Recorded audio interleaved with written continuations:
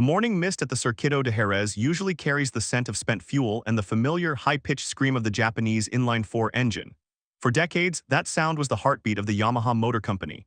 It was a melody of precision, a mechanical symphony that whispered of corner speed and surgical grace. But on this specific morning, the atmosphere was shattered. As the garage door of the Yamaha test box slowly creaked upward, a new sound emerged. A guttural, violent, and predatory roar that sent a physical shiver through the concrete of the pit lane. Journalists, usually jaded by years of testing cycles, dropped their cameras. Mechanics from rival teams, Ducati, KTM, Aprilia, froze mid-stride. This wasn't the smooth hum of the YZR-M1 the world knew. This was something darker. This was the sound of a V4. For the first time in the modern era, Yamaha had done the unthinkable. They had abandoned their soul to chase their rivals. The project, whispered about in the dark corners of the paddock for months, was no longer a myth. It was idling in the pit box, vibrating with a raw, unbridled energy that signaled the end of an era. The bike itself looked like a Frankenstein of engineering, exposed carbon fiber, aggressive aero ducts, and a chassis that seemed to struggle to contain the new heart beating within it. For years, Yamaha had been the last holdout, the final samurai defending the inline-4 philosophy against the V4 onslaught of the Europeans. But the trophy cabinet had grown dusty, and the patience of the board in Iwata had finally snapped. This was a radical rebirth. A desperate gamble to reclaim a throne that had been usurped by the brutal horsepower of Bologna. Yet as the technicians swarmed the machine with a frantic, nervous energy, a single question hung in the air. Could Yamaha really build a V4 that didn't just match the competition but surpassed it? The tension in the garage was thick enough to touch. This wasn't just a test, it was a public admission of failure and the first step toward a potential resurrection. But as the rider climbed aboard, the paddock realized that the engine wasn't the only shock of the day. Because sitting on that experimental beast was the one man who could either tame it or break it entirely. Toprak Razgatlioglu does not ride a motorcycle, he weaponizes it. Known globally as the Turkish sensation, Toprak's arrival in the Yamaha MotoGP garage felt less like a guest appearance and more like a hostile takeover. Throughout his dominant career in World SBK, he had become a household name for doing the impossible, braking so late and so hard that his rear wheel hovered inches off the tarmac. A stoppie performed at speeds that would make most Grand Prix riders flinch. He was the chosen one. Yamaha didn't just need a fast rider for this V4 experiment, they needed an assassin. They needed someone who could push a prototype to its absolute breaking point and report back from the edge of a crash. Toprak's relationship with Yamaha has always been one of mutual intensity, but this was different. He was being asked to lead a philosophical revolution. As he adjusted his gloves, the cameras caught the look in his eyes, a mixture of cold calculation and burning ambition. Toprak's stop-and-go style was the antithesis of the traditional Yamaha DNA. For 30 years, Yamaha built bikes for corner speed, smooth, flowing lines that required a gentle touch. Toprak, however, was a brawler. He thrived on the violence of the entry, the aggression of the apex, and the brutal demands of the exit. The pairing was a paradox. A rider who breaks the rules of physics riding a bike that breaks the rules of Yamaha's history. Behind the scenes, some insiders questioned the choice. Could a World SBK champion truly provide the nuanced feedback required for a MotoGP V4, or was this simply a marketing stunt gone rogue? Toprak didn't care about the whispers, he only cared about the throttle response. But as he clicked the bike into first gear, the real conflict wasn't on the track. It was hidden deep within the telemetry screens of the Japanese engineers. To understand the weight of this moment, you have to understand the pride of Iwata. In the boardrooms of Japan, the inline-4 engine wasn't just a technical choice, it was a matter of national and corporate identity. It was the Yamaha way. Transitioning to a V4 was, for many veteran engineers, a staggering betrayal of their heritage. Reports began to surface of a deep rift within the factory. On one side stood the old guard, the legendary designers who had guided Valentino Rossi and Jorge Lorenzo to multiple world titles. They believed the inline-4 could still win if the aerodynamics were perfected. On the other side was the new management, pressured by the disappointing results of the last 3 seasons and the looming threat of losing their star riders. The political tension was visible in the way the garage was organized. The Japanese engineers moved with a stoic, almost robotic precision, but their faces told a story of immense strain. Every time the V4 engine barked, it was a reminder that their life's work had been deemed insufficient.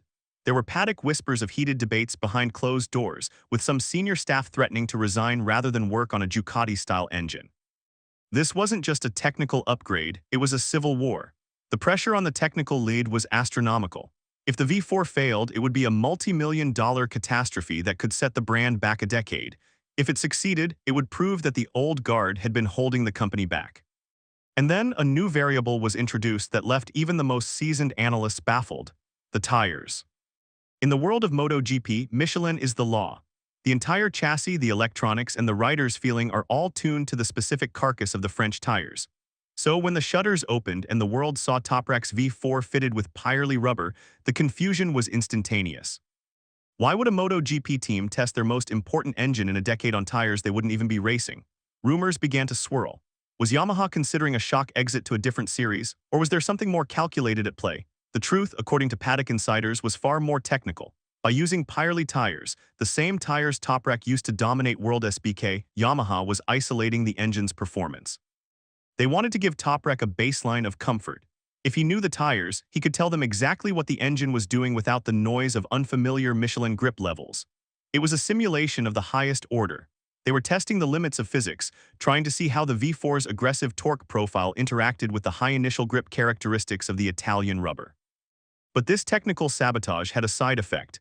It made the bike feel like a beast that hadn't been tamed. The V4's power delivery was brutal and immediate, a stark contrast to the linear climb of the old M1. The engineers watched the screens as the torque maps showed spikes that would have snapped the old chassis in half. The data was staggering, but as Toprak completed his first 5 laps and headed back to the pits, his body language told a story the computers couldn't see. When Toprak pulled into the box after his first stint, he didn't wait for the bike to be on the stands before he started gesturing to his crew chief. His eyes were wide, his chest heaving. The collapse of expectations had arrived. The V4 wasn't just faster, it was a monster. In his initial debrief, Toprak admitted that the acceleration character was aggressive beyond anything he had felt on a Yamaha. The power didn't flow, it exploded, but there was a severe setback. The very thing Toprak was famous for, his extreme braking, was being compromised. The V4's engine braking was so different, so heavy, that the bike was pitching forward violently, making the rear end dance in a way that was unpredictable even for him. Rising tension filled the garage as the telemetry showed the bike was unstable in the stoppy zone. The weight distribution was all wrong for the new V4 mounting points. Toprak was fighting the machine, his muscles straining against a torque curve that felt like a wild animal trying to escape its cage. For the first time, the Turkish assassin looked human. He was staring at the monitors, his brow furrowed, as he tried to explain a sensation that the sensors were struggling to capture. The dream of a plug-and-play miracle was evaporating. They realized that building a V4 was the easy part, making it rideable was a nightmare. But as the team worked to recalibrate the electronics, they weren't the only ones watching. In the shadows of the service road, the rivals were taking notes. The Jerez paddock is never truly private. Behind the fences, scouts from Ducati, KTM, and Aprilia were perched with high-powered binoculars and long-lens cameras. They weren't just looking at the bike, they were listening. To a trained ear, the cadence of an engine reveals its firing order, its crankshaft rotation, and its potential weaknesses. The whispers began to spread like wildfire. "It sounds like a Desmos Desai," one rival mechanic was heard saying. The speculation emerged that Yamaha hadn't just built a V4, they had reverse-engineered the dominant Ducati philosophy. Some even believed that Yamaha had hired a group of mercenary engineers from European factories to expedite the project. There was a palpable sense of unease among the frontrunners. For years, the Europeans had enjoyed a horsepower monopoly. If Yamaha, with their legendary chassis expertise, managed to master the V4 engine, the entire championship narrative would be rewritten. The fear was simple. A bike with Ducati's power and Yamaha's agility would be unbeatable. But the spies also noticed the struggles. They saw the way the bike vibrated under heavy braking. They saw the frantic adjustments being made to the aero wings. They knew that Yamaha was in a race against time and that the radical rebirth was currently hovering on the edge of a total technical breakdown. As the clock ticked toward midday, the heat in Andalusia rose and so did the stakes. Then, the sensors caught something that made the lead engineer turn pale. High noon at Jerez is unforgiving. As the track temperature spiked, the V4 prototype began to show its first major cracks. Reports from within the garage suggested a severe high-speed incident was narrowly avoided when the bike's electronics suffered a momentary glitch. The lap times, which had been steadily improving, suddenly plateaued. Toprak sat in the back of the garage, his helmet still on, staring at the telemetry screens with a haunting intensity. The pressure was reaching a boiling point. The new management was packing the pit lane, their phones buzzing with calls from Japan.